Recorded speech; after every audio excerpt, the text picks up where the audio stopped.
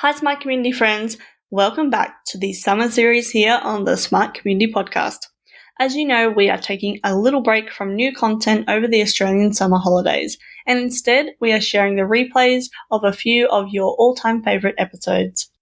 This week, we're sharing my interview with Emily Royall, way back from episode 122 from mid-2019.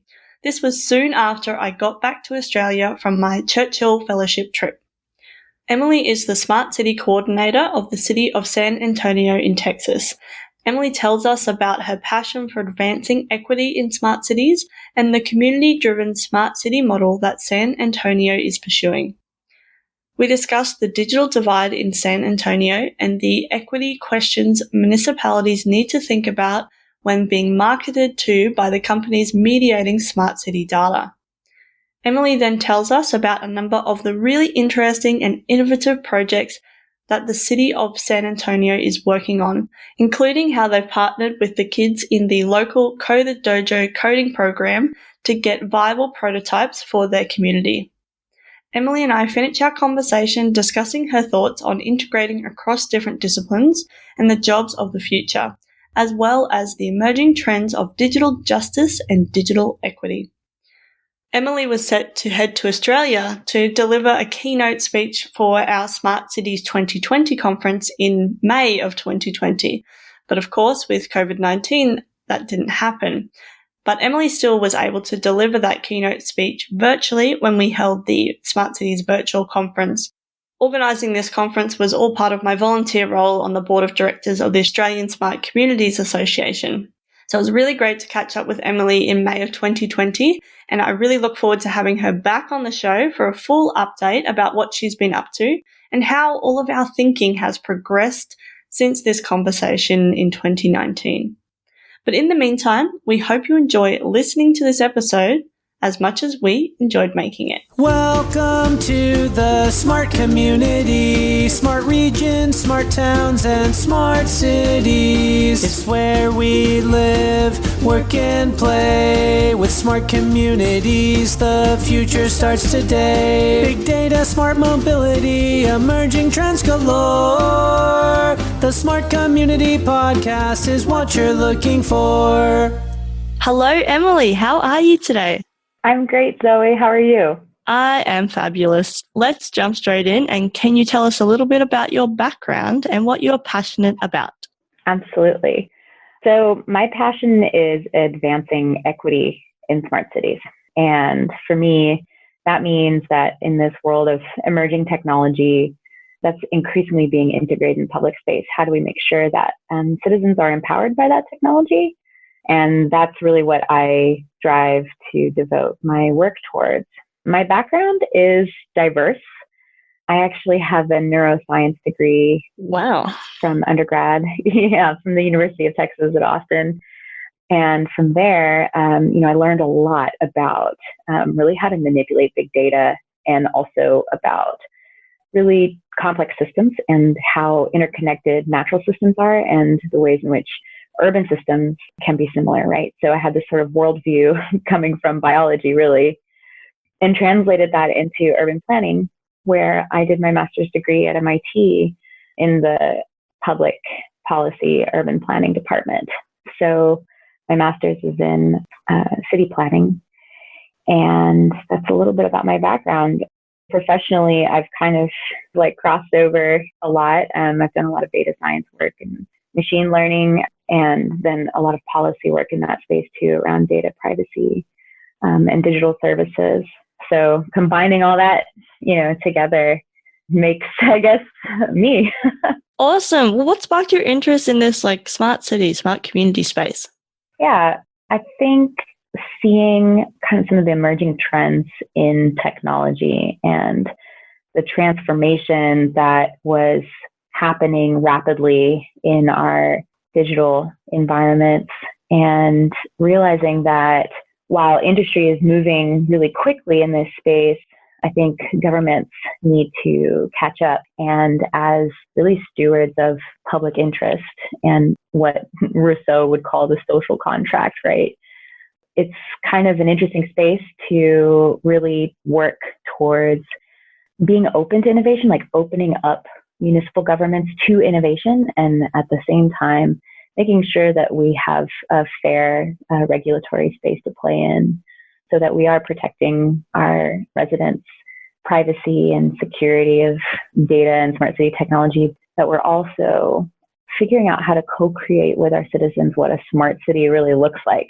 And so I think my interest kind of came from my skills and combining them together in these spaces. And I now work in my hometown, which is San Antonio, Texas, which is an amazing place to work because San Antonio is really an emerging city in the smart city space. We're a little bit late to the game compared to other big American cities like Chicago or New York City. But our advantage is that we have an opportunity to learn from the successes and failures of other cities. And we really want to pioneer what we'd like to call a community-driven smart city model. And we're asking ourselves, like, what does that look like? What does that actually mean? So that's kind of the challenge of the work that I'm doing right now. Yeah, cool. Like not getting caught up in the hype and the buzzwords, but like kind of cutting down into, well, what does that actually mean for San Antonio? So what is a smart city or a smart community to you? I think a smart city or a smart community is one where citizens have the opportunity to participate in the technology that shapes their lives. And I think that's kind of what the digital equity space right now, which is also sort of a buzzword, what that's really about is really making sure that everybody has the opportunity to use technology in a way that empowers them and lets them really just use services to the maximum of their benefit. And to give a tangible example of that, San Antonio suffers from a digital divide, meaning that while our government and, of course, the private sector are delivering more and more services online and digitally, we only have 1 out of 20 of our residents don't have access to the internet, to broadband internet at home. So that's an issue because that's like a workforce development issue, but it's also an economic issue. And part of our work at the City of San Antonio is trying to figure out how do we bridge that digital divide for our community. So I think that's kind of a really important space that like smart cities of today are looking at, is how when we talk about this, like what's called a smart city 3.0 model, which is just the concept of community-driven smart cities. Well, if we're going to plug and play all of this cool technology in public spaces, where are we creating gaps by doing that? We have a lot of e-scooters in San Antonio, for example. And, that creates a data source that's showing us the last mile mobility where people are making these last mile trips. We are getting, receiving data to be able to see that. And at the same time, we have to ask those equity questions, right? Like who's not using e-scooters and why, right? Is it because they don't have a smartphone, for example? Is it because maybe they don't have access to the internet? They don't have maybe the skills to use devices that do access the internet. So we can't just assume that the kinds of data feeds that we get from smart city technologies are objective or comprehensive or representative of our community. So we have to kind of ask those equity questions on the back end too. Yeah, no, I totally agree. That's so true. And it's all well and good for us to pay, I don't know, $3 or something for our last mile, but that might be out of people's reach after they get off the bus or whatever, as well as physical accessibility issues where somebody might not be able to ride a scooter. Maybe they are a wheelchair user or something like that. And capturing that data is important. So then we know, well, this path isn't accessible right now, but actually that would be the most direct route of most of the people that are commuting or something like that.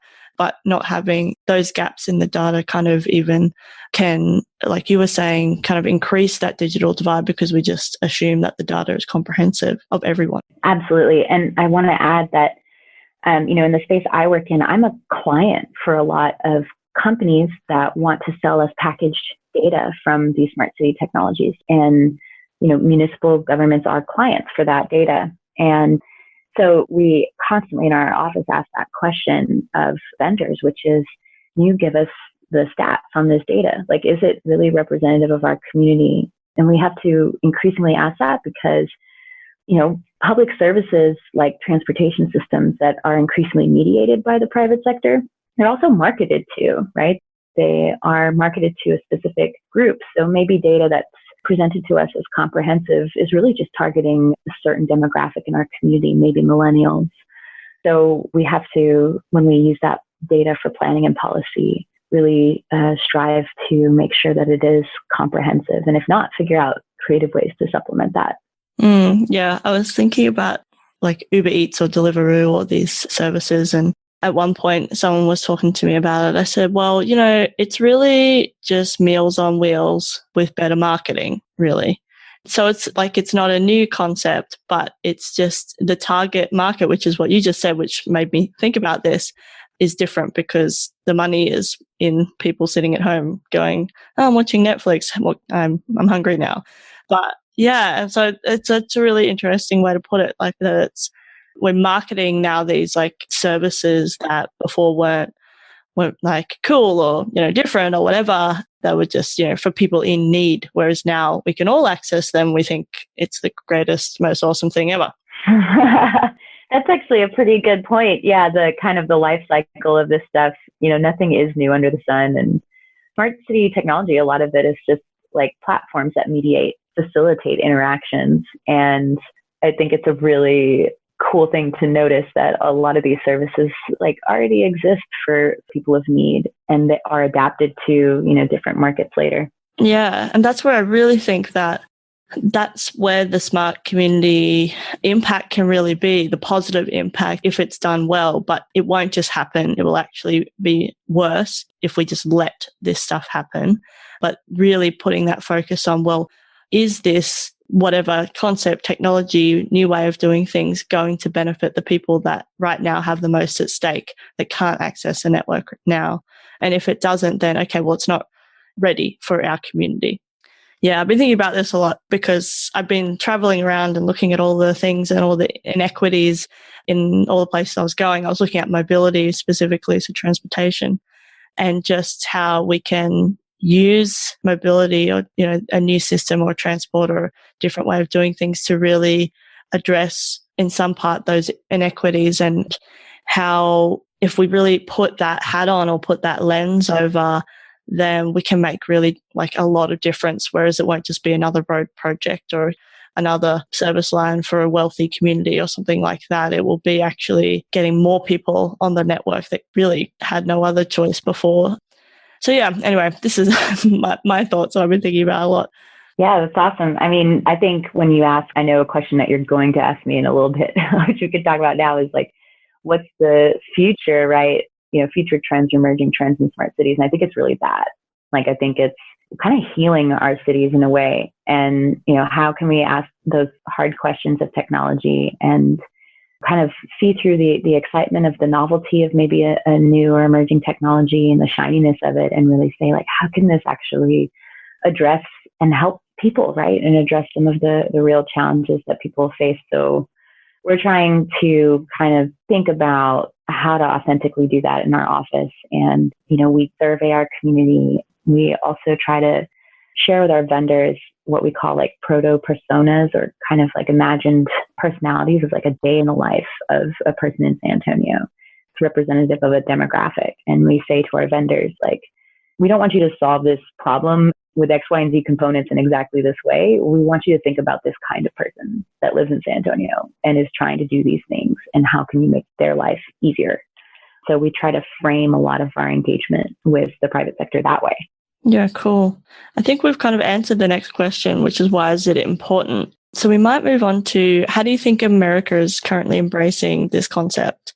That's a really good question, which kind of reminds me of how global, right, this phenomenon of smart cities is. I think local governments, municipal governments, city governments, right, are very embracing of this concept because we are so close to our citizens and we are delivering those last mile services directly to our citizens. I think the struggle in America is that at the federal and state level, we really don't have a lot of regulatory frameworks for emerging technology. And I'm thinking of like autonomous vehicles, for example. a lot of autonomous vehicles, that you put in public streets, you also have to put sensors in the infrastructure so that those vehicles can learn from the environment and respond and react to sensors that are there. Those sensors can take in a lot of tangential data and information about people walking by, about the environment. We struggle as a local government to really find legislation that helps us understand, what are the parameters for what we can and can't do in terms of privacy and security around that. So I think that the state and federal levels of government have a lot of catching up to do for things that are already breaking into our public space at the local and municipal level. Yeah, no, I totally agree. And when I was in America, when I was traveling recently, and Canada, I mean, it's similar in Australia as well, where these private entities are really building or creating this urgency of that middle layer of regulation policy, setting the rules of play. And I find that really interesting. And it forces, I guess it should really force those levels of government to act really quickly, but in a way that will serve the greater good, I suppose. So it's a hard thing, right? I used to work for the government and it's hard. Being a government agency, it's like, and you can't choose your customers, right? But yeah, this urgency is being created by these private sector companies, and we really have to grab it now and be able to attract the talented people that aren't working for the private sector, the private big tech companies, but bring all those disciplines that we actually need to make these decisions. Yeah, it's a really important time right now, I think, to set those rules. I mean, I think the time was yesterday, but, the next best time is now. The next best time is now. I like that, yeah. So yeah, no, thanks for sharing that. Well, let's go into some of the projects and things that you're currently working on. I'm really keen to hear about those. Sure. So our office, it's like where to begin, right? We're doing so much. So I think one of our programs that I lead right now that I'd love to highlight is called CivTech SA, which stands for Civic Technology San Antonio. And this is a pretty innovative program where what we do is we identify challenges in our city department. We go to our city department and we say, what are you working on that you don't have the capacity or the technology or the expertise to do? And then we take those challenges and we outsource them to our local universities, to extracurricular programs that are teaching kids how to code or how to do data science, high schools, and then also to our sort of entrepreneur ecosystem, our startup ecosystem. And we say, here's challenges from your city that are sourced from by city departments. What can you create? What can you build? And I mean, we get some amazing stuff.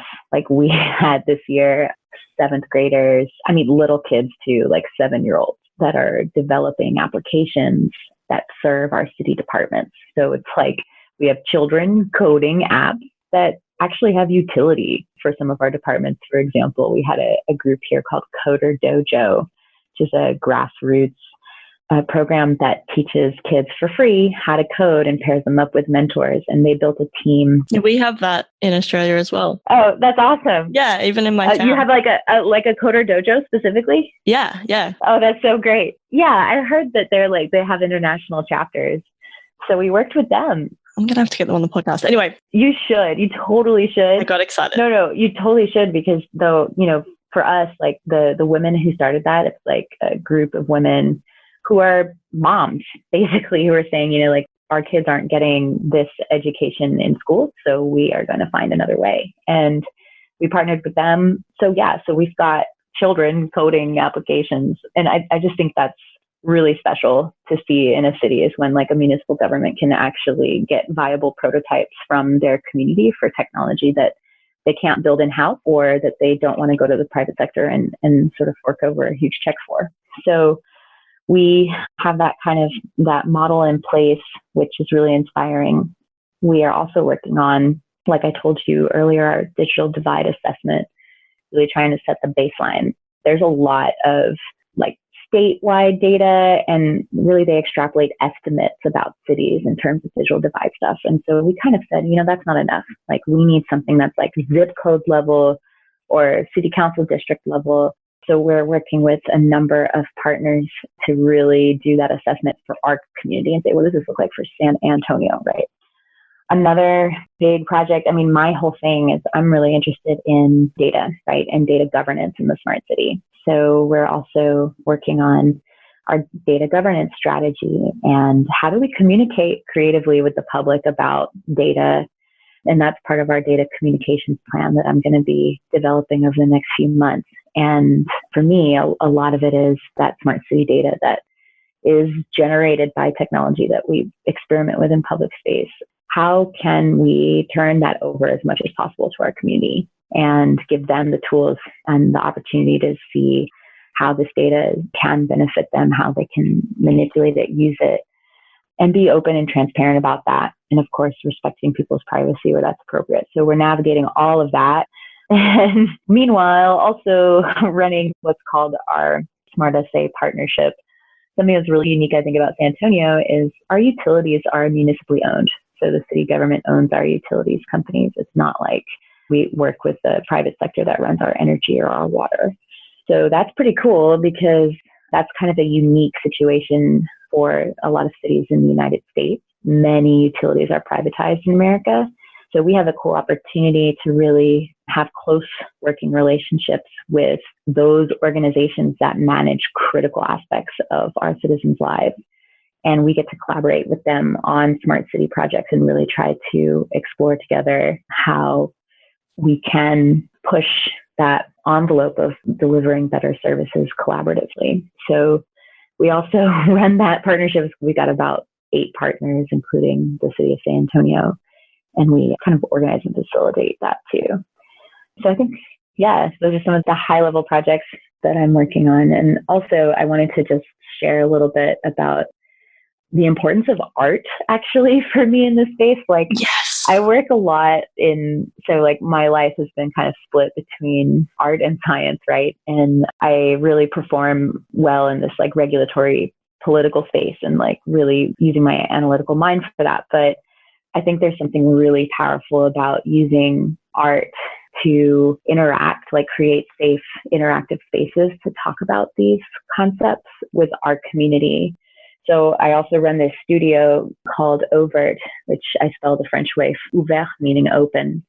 And it's really like participatory art projects that really kind of try to light bulbs in people's minds about how data really does flow through our devices and impacts and affects our lives and our culture.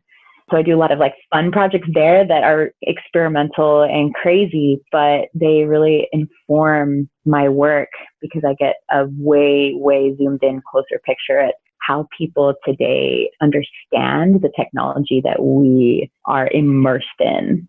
Yeah, it's kind of like increasing data and tech literacy, essentially. Yeah, yeah, exactly. I want to go back to the CoderDojo. And can you give some examples of some of the types of things that the kids the apps or something that were really useful to the councils? Like what type of services and stuff like that? Yeah. So this year, CoderDojo formed a team of, I couldn't remember how many, but it was probably around 12 or 13 kids.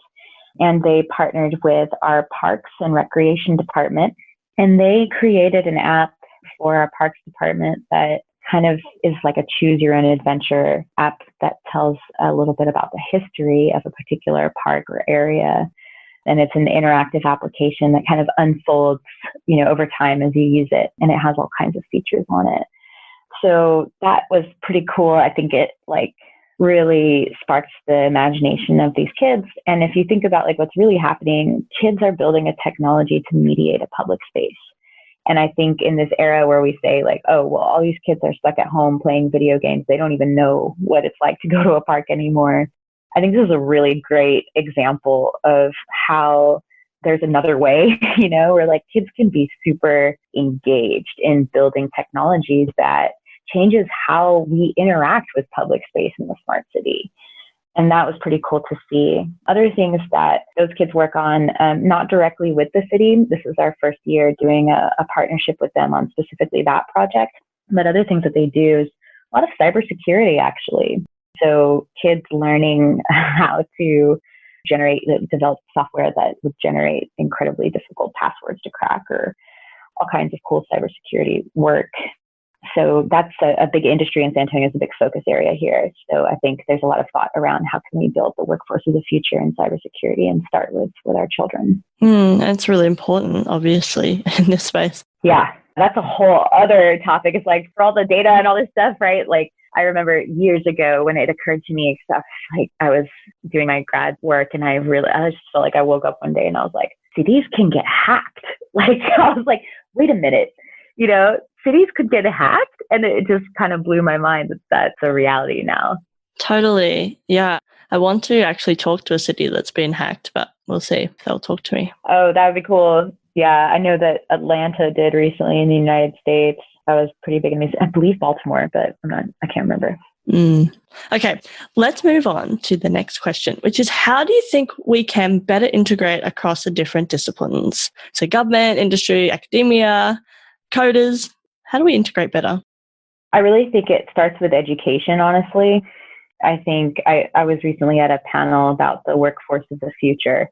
And in this era where so many jobs are threatened by artificial intelligence or potentially threatened by AI, the question became like, how do we educate our kids? If we give them skills today that will be obsolete tomorrow, what do we do? And the answer was, well, we focus on creativity.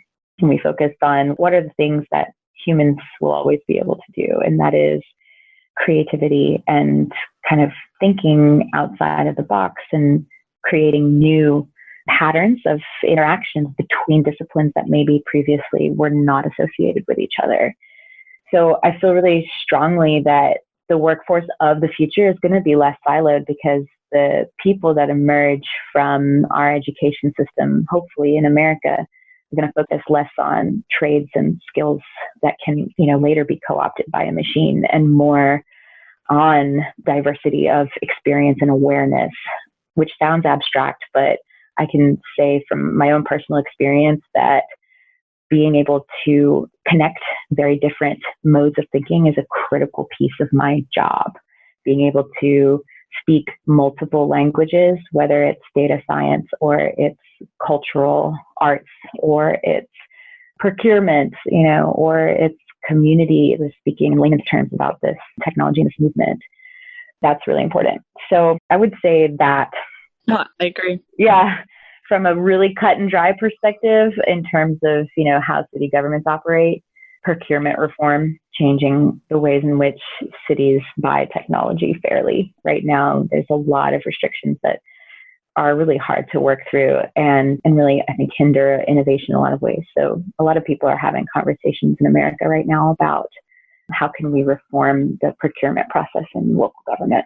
Yeah, no, definitely. I think making procurement accessible for companies that might have the best solution or concept or thinking or whatever, but that they actually can't access it now, and they actually have no clue how to either because it's hard, right? But then also it's a tough job being a local government, because you have to make sure it's fair and equal and equitable, but it's not an impossible job. It just needs a lot of thinking and consideration. And I think that transparency of, well, this is what we're doing and this is why we're doing it, and these are the decisions that we've made about this, is really important. Absolutely, yeah. So what are the emerging trends that people aren't talking about enough? I know we touched on this a little bit before, but would you like to expand on that or bring something else to the table? Yeah, emerging trends. I want to say, the words that are really buzzing around in my brain right now are words like data justice, digital equity. I think we more and more are asking questions about how our interactions are mediated digitally. I mean, this is the whole Facebook thing and all that. How is technology shaping not just how our culture evolves, but how we as individuals perceive our environment and each other? So integrating, I think, sort of the cultural development of a city with how interactions are mediated by technology is kind of an emerging discussion. And I'm really passionate about connecting people across the world, like it sounds you are, in the smart city space, but specifically those that focus on some of those challenges that we encounter in smart cities. And I think that's the thing, the equity piece and the sort of lens of how technologies are, in a way, like, because they're human, they're naturally biased because we are biased. And I think we can strive for something greater. And it really is simply a reflection on ourselves. Like, the technology is not independent of us. We create it. And so it's a great time for us to be asking those hard questions to ourselves about who we are as the harbingers of technological development. Yeah, I interviewed someone early on, Laura Falano, I think her name was, and what stuck with me from her interview was technology is a product of human creativity. So, we can't just blame the technology, but then also we can embrace it because people talk about it not being human. Well, no, it is. And so it's up to us to shape it, right? Mm-hmm. I really just have one last question. It's been such a great conversation. I could talk to you for hours, I think, but we better wrap up, better go to work, I suppose. Yeah. You too, and you better finish off your day. So how can people connect with you, Emily? Yeah. So I think Twitter's probably the best place. On Twitter, I'm at Emily, EMILY _Royall, with 2 L's, ROYALL.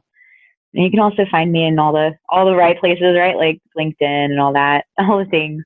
So those are probably the best ways to reach out to me. I'm pretty responsive on both. Excellent. We can put the links in the show notes so people can click away and find you. Thank you again so much for coming onto the podcast. And I really look forward to chatting again soon. I think we should have some more chats because I think we're on the same wavelength here. Absolutely. I'd love to, Zoe. Awesome. Well, thanks again and have the best day. Talk soon. Alrighty. Thank you. Bye. Bye.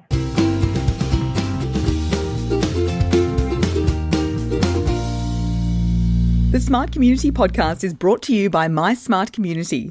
If you're looking for support in podcast strategy and production, workshop design and facilitation, or communication and media advisory, get in touch. Email hello@mysmart.community or head to www.mysmart.community. Thanks so much for listening to the Smart Community Podcast. Show notes for this episode and all other episodes are available on our website, mysmart.community/podcast. If you have any questions for us or any of our guests, you can email hello@mysmart.community. You can also find us on the socials. We are on LinkedIn and Twitter @SmartComHQ. That's com with 2 M's. If you are enjoying the podcast, please hit subscribe so you never miss an episode. And we would love for you to leave us a rating and review at wherever you listen.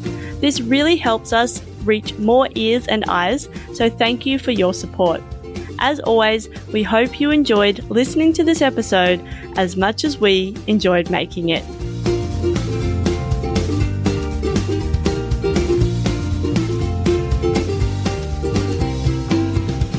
The Smart Community Podcast is what you're looking for.